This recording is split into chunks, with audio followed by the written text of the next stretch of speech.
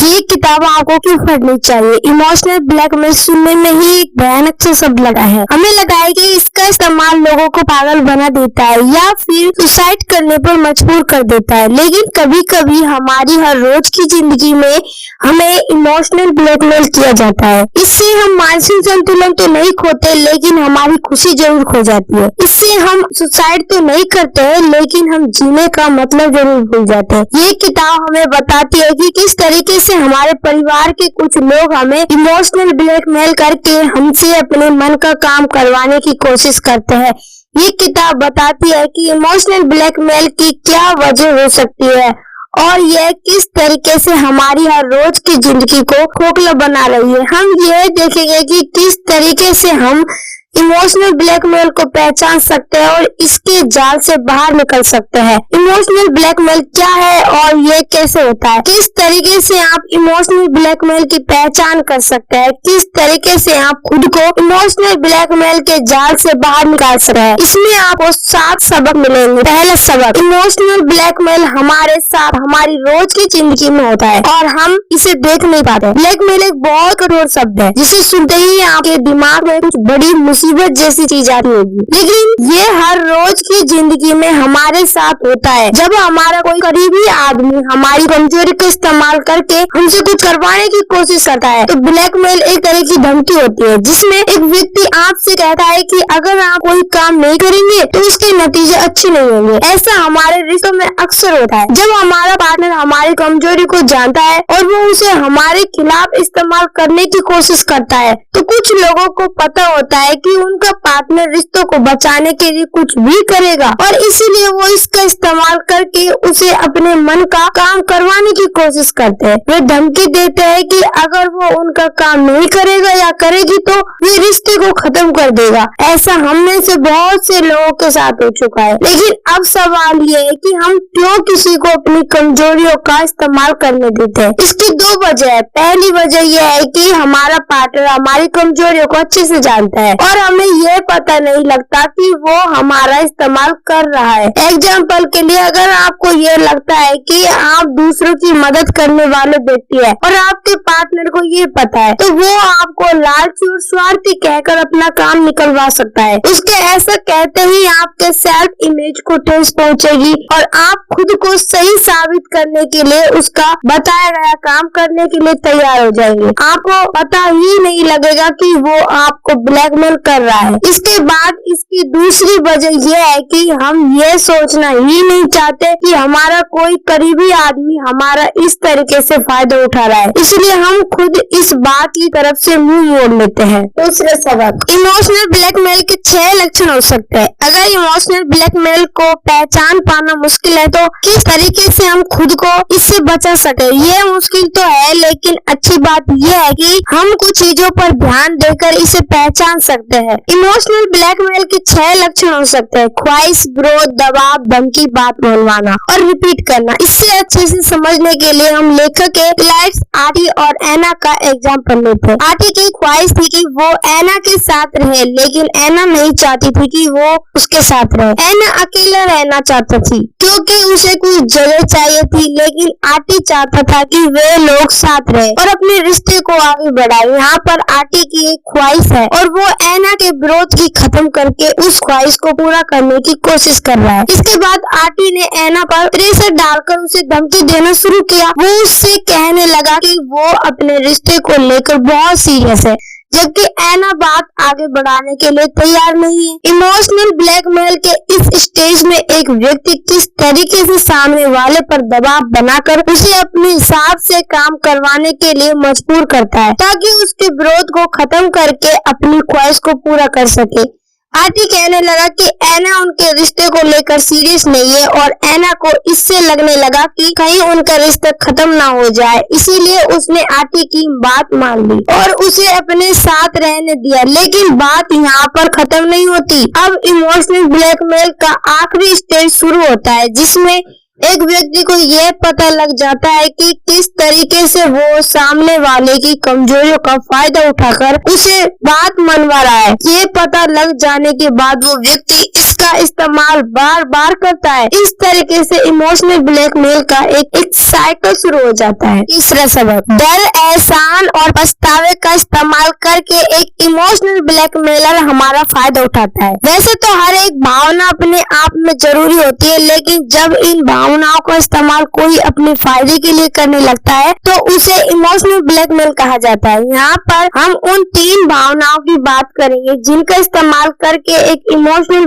Blackmailer हमसे अपना काम करवाने की कोशिश करता है। सबसे पहला डर, इसकी मदद से एक इमोशनल ब्लैकमेलर आपको यह एहसास दिलाने की कोशिश करता है कि अगर आपने उसकी बात नहीं मानी तो नतीजे कितने बुरे हो सकते हैं। इस तरीके से वो आपको डराता है, लेकिन ऐसा करने वाले एक तरीके से खुद ही डरे होते हैं। एग्जाम्पल के लिए मार्केट और मार्क को ले लीजिए। मार्केट घर चलाने के लिए पैसे कमाती थी और मार्क को डर लगता था कि कहीं वो उसे छोड़कर किसी दूसरे कामयाब आदमी के पास न चली जाए। इसलिए मार्क हमेशा मार्केट को यह एहसास दिलाने की कोशिश करता कि किस तरीके से उसने मिलने से पहले वो अकेली और उदास महसूस करती थी। वो उसे बताता था कि अगर उसने उसे छोड़ा तो वो फिर से अकेली पड़ जाएगी, क्योंकि कोई भी उसे उसकी तरह प्यार नहीं कर सकता। मार्क यहाँ खुद डरा हुआ है और इसलिए वो मार्केट को डरा कर उसे अपने पास रखने की कोशिश कर रहा है। इसके बाद जो भावनाएं आती है वो है एहसान और पछतावा। अक्सर इमोशनल ब्लैकमेलर आपको बताता है कि उसने आपके लिए कितना किया है। पेरेंट्स अपने बच्चों के साथ ये अक्सर करते हैं कि वे उन्हें ये दिखाने की कोशिश करते हैं कि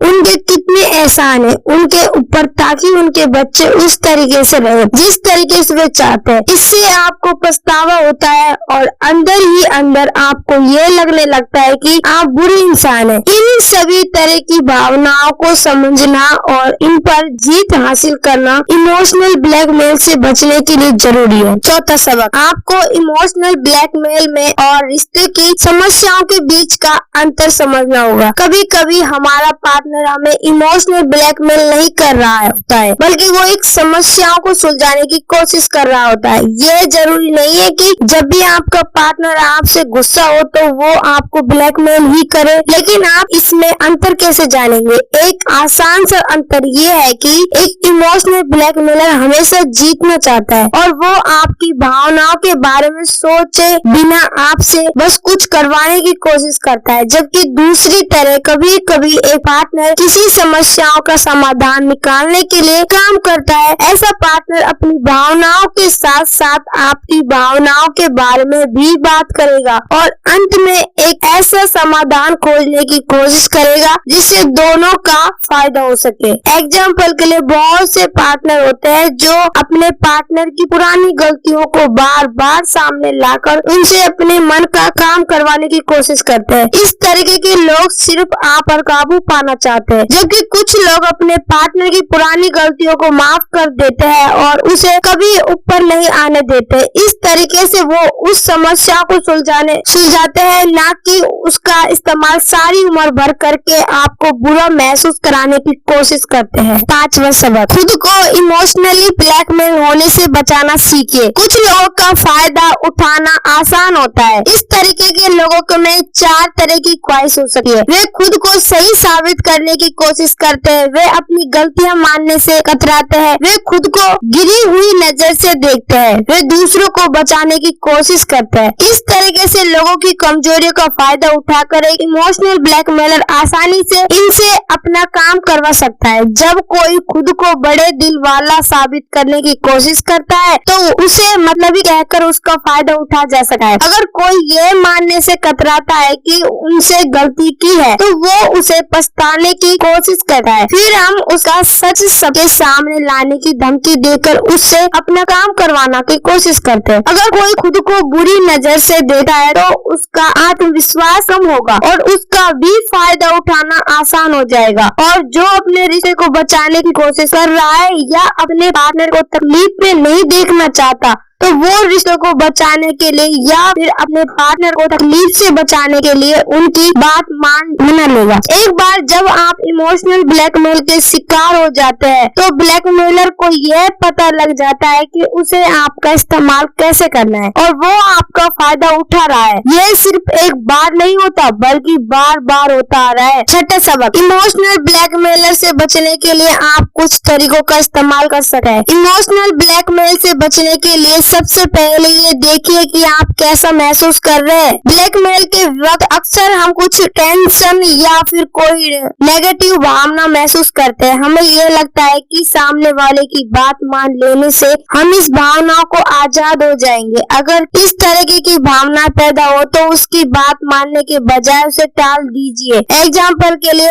आप कह सकते हैं कि मेरे पास तुम्हारे सवाल का जवाब नहीं है, मैं बाद में सोच कर बताऊंगा। इससे आपको उस भावना से निकल कर सोचने का कुछ समय मिल जाएगा और आप यह भी तय कर पाएंगे कि वो असल में आपको ब्लैकमेल कर रहा था। इसके बाद आप हालात को समझने के लिए खुद को उस हालात से अलग करके उसे एक तीसरे आदमी की तरह देखिए। ये सोचिए कि अगर आपका दोस्त और उसका पार्टनर इस तरीके से बहस कर रहे होते हैं तो आप वहाँ पर खड़े होकर उनकी बात को सुनते तो क्या आप उसे इमोशनल ब्लैकमेल का नाम देते? अगर हाँ तो समझ जाइए आपका पार्टनर आपसे जीतने की कोशिश कर रहा है। इसके अलावा आप यह भी देख सकते हैं कि आपका पार्टनर किस तरीके से बर्ताव कर रहा है। क्या वो आपकी भावनाओं के बारे में सोच रहा है या वो सिर्फ अपनी बात मनवाने की कोशिश कर रहा है। साथ ही यह भी देखिए कि वो आपको कैसा महसूस कर रहा है। क्या आपको ये लग रहा है कि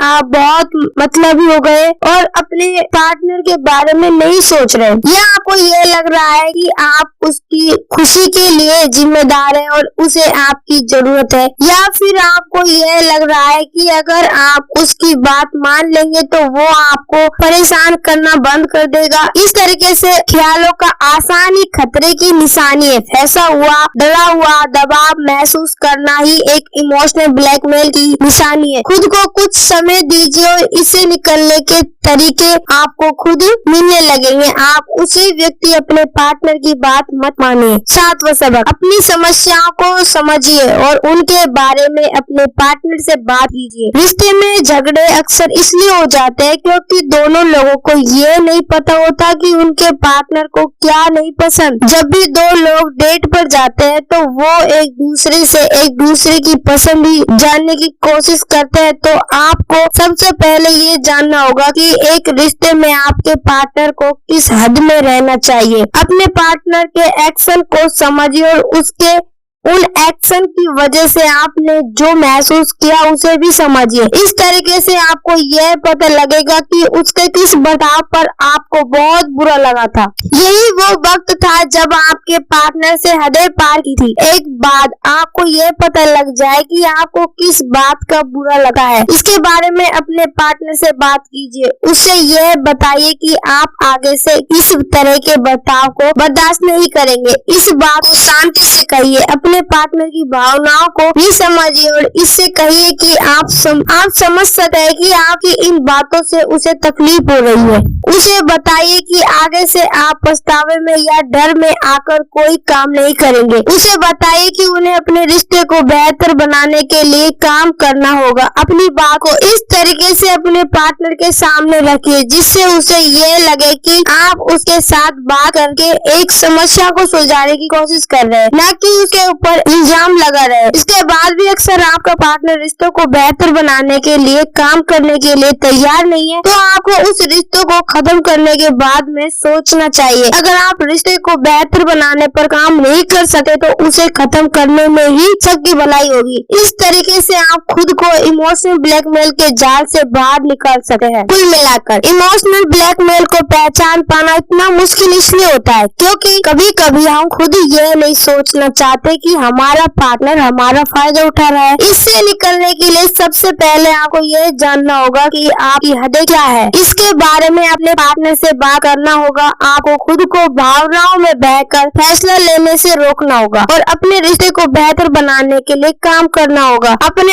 अंदर की आवाज सुनिए। अगर आपको लगे कि आपका पार्टनर आपसे कुछ ज्यादा ही उम्मीद कर रहा है तो आप इस तरीके के ख्याल को अनदेखा मत कीजिए। इस भावना को महसूस कीजिए और इसके अंदर छिपे पछतावे को या डर को पहचानने की कोशिश कीजिए। अगर आपको खुद के लिए खड़ा होना है तो आपको ये जानना होगा कि आपको कौन सी चीज कमजोरी बनाती है या कमजोर बनाती है। एक बार आपको उसका पता लग जाए तो आप उसे लड़ सकते हैं। तो दोस्तों वीडियो अच्छी लगी तो जरूर लाइक करना। Thank you.